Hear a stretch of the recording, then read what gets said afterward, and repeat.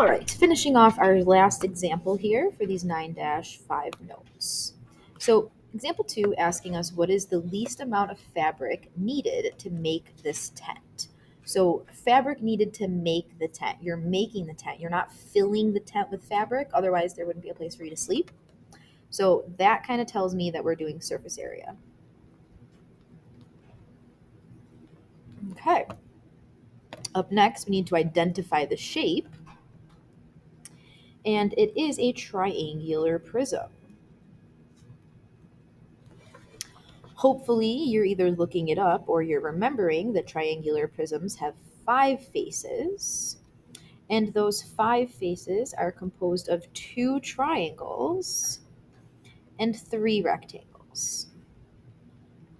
Now, I saw several of you making mistakes with last night's practice problems because you were assuming that some of those 3 rectangles were the same, and they're actually not. You cannot always assume that.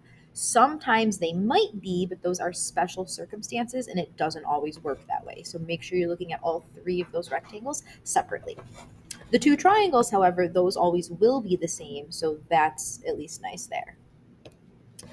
So thinking about my formulas that I'm going to be using for surface area, my 0.5 base times height for my triangle, and my length times width for my rectangles. Now, I definitely did not see many of you highlighting and marking up your diagrams, and that caused mistakes. Again, if the diagram's too messy, you can always redraw pieces of it off to the side. Looking at that diagram very closely, you can see that that 4 is pointing to this right here, meaning that 4 is our triangle height, which is going to come in handy. 4 is that triangle height, and 6 is that base. So for my triangle area, 0.5 times my base times my height. 6 times 4 is 24. Half of 24 is 12. And that's only for the one triangle. So we are going to multiply it by 2 for both of those triangles, leaving us with an area of 24 feet squared. For the 2 triangles, at least. Moving on to the rectangles next. Out of my rectangles, I have the sides, the 2 sides, and then I have that bottom rectangle. So let's go ahead and start with the side first. And again, we're not going to assume that the sides are the same, even though in this specific example they are the same. So highlighting or looking at that side, it's right here, you can see the dimensions of that side are the 5 by 7. So area is equal to 5 times 7. Area is equal to 35 feet squared. Now, like I said, in this example, it does work out that our other side is exactly the same. And that's because this is an isosceles triangle with both of those sides being 5. That's why it ends up being equal.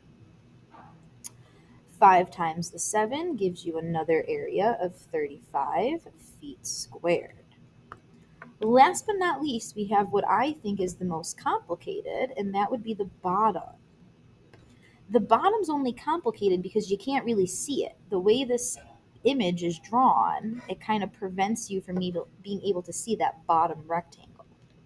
So you're either drawing it out like I did, kind of, highlighting it and making it more known, or you're just drawing your own. You'll see that those dimensions are 7 and 6. So area equals 7 times 6, which is 42 feet squared.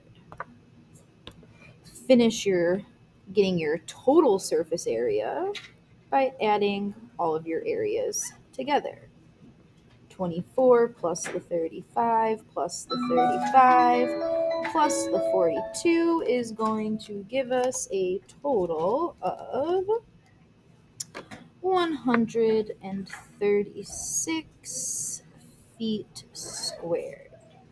So, just to answer the question, because it is a word problem, the amount of fabric necessary is 136 feet squared, is the needed amount